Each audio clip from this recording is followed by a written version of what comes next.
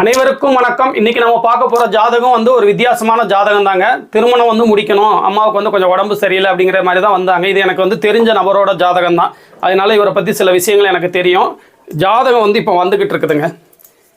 லக்னம் கன்னி, லக்னத்திலே ராகு, 3ஆம் இடத்துல சூரியன், 4ஆம் இடத்துல சுக்கிரன், செவ்வாய், புதன், குரு, 6ஆம் இடத்துல சனி, 7ஆம் இடத்துல கேது, 12ஆம் இடத்துல சந்திரன். இந்த நபருக்கு வந்து திருமணம் 29 வயசு ஆகுது. சந்திர திசையில் ராகு புத்தி நடந்துட்டு இருக்கு. திருமணத்துக்காண்டி வந்திருந்தாங்க. மகம் நட்சத்திரத்தில் பிறந்த காரணத்தினால அஷ்டம சனி வேற நடந்துகிட்டு இருக்குது.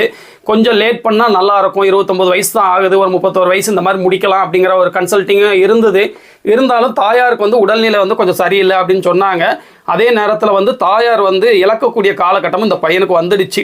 அந்த தாயாருக்கு வந்து பார்த்தீங்கன்னா சந்திர திசையில் ராகு புத்தி வந்து நடந்துக்கிட்டு இருக்குது. ராகு வந்து 7ஆம் இட கணக்கில் இருக்கிறதுனால இங்கே என்ன நடக்கும்னா, இந்த லக்னங்களுக்கு உபய லக்னங்களுக்கு 7ஆம் இடம் மாரகஸ்தானங்கிற அடிப்படையில் சந்திர தசை ராகு புத்தி. இந்த சந்திரனும் பார்த்தீங்கன்னா 4ஆம் இடம், இந்த பையனுக்கு பார்த்தீங்கன்னா 4ஆம் இடம் பெருசாக பாதிக்கலைன்னா கூட 4ஆம் அதிபதியான குரு வந்து சூரியன் 27 டிகிரி, குரு 1 டிகிரி அந்த இடத்துல சூரியனால அஸ்தங்க தோஷத்தில் அவர் இருக்கார்.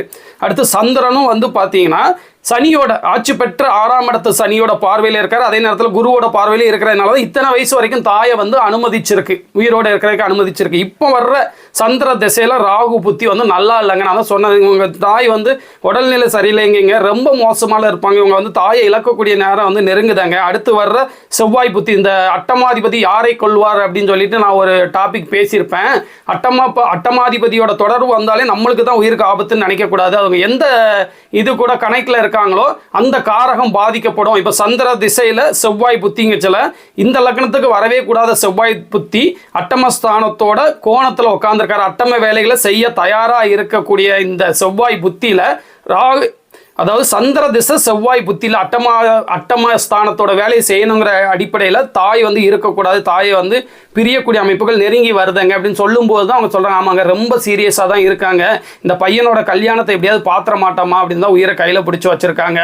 அதனால தான் உங்கள்கிட்ட கன்ஃபார்ம் பண்ண வந்தேன். இவர் வந்து என்னோட நண்பரோட தம்பி தான், ரொம்ப நெருங்கிய நண்பருங்கச்சில் வந்து சரி நம்ம பார்த்துக்கலாம். நம்ம வந்து மகம் நட்சத்திரத்தில் வந்து இவன் பிறந்திருந்தா கூட ஓரளவு வந்து சந்திரனும் வந்து ஓரளவு ஒளி பொருந்திய சந்திரனா குருவோட தொடர்புலையும் அங்கே இருக்கிறதுனால நம்ம கோச்சார ரீதியான பலன்கள் மேலே வந்து கொஞ்சம் இது பண்ணலாம், கொஞ்சம் முயற்சி பண்ணி நம்ம வந்து பண்ணலாம்னு சொல்லிட்டு பொண்ணோட ஜாதகத்தையும் வந்து கொஞ்சம் நல்லா இருந்தது, தசாபுத்திகள் நல்லா இருந்தது.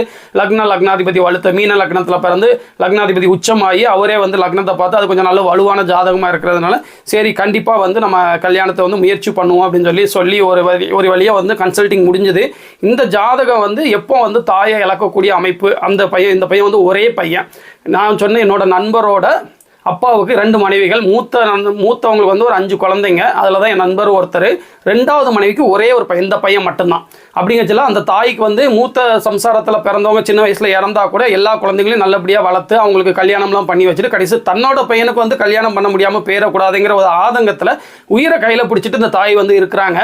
அதனால வந்து கண்டிப்பாக இந்த ஜாதகத்தை உங்கள்கிட்ட நம்ம வந்து சொல்லணும், எப்போ வந்து தாயை பிரியக்கூடிய அமைப்பு வந்து வருது அப்படிங்கிறதுக்கு. இந்த ஜாதகத்தில் பார்த்தீங்கன்னா சந்திர திசை ராகு புத்தி ஆரம்பித்தோடனே வந்து உடலில் நலிய கொடுத்துருச்சு. அவங்களுக்கு வந்து சுகரு, புண்ணு, கால் பிரச்சனை இந்த மாதிரி வரிசையாக வந்து கடுமையாக இருக்குது. ஆனால் அவங்க அதெல்லாம் சொல்லலை, அவங்களுக்கு கொஞ்சம் உடல்நிலை சரியில்லைன்னு தான் சொன்னாங்க. நான் தான் இழக்கக்கூடிய அளவுக்கு வந்து மோசமாக இருக்கிறதுன்னு சொன்னதுக்கப்புறம் தான் ஒத்துக்கிட்டாங்க. ஆமாம் உண்மையிலேயே வந்து இறக்குற கண்டிஷனில் தான் இருக்காங்க, எப்படியா கல்யாணத்தை பார்த்துட்டு போயிட மாட்டோமான்னு ஒரு இதில் இருக்காங்கன்னு சொன்னாங்க. சரின்னு சொல்லிட்டு அந்த அமைப்பில் வந்து இந்த ஜாதகத்தை வந்து நான் உங்களுக்கு விளக்கலான்னு எடுத்துகிட்டு வந்தேங்க. இன்னொரு நாள் வந்து இதே மாதிரி ஒரு நல்ல ஜாதகத்தோடு வந்து நான் உங்களை வந்து மீட் பண்ணுறேங்க. ஓம் நமச்சிவாயா.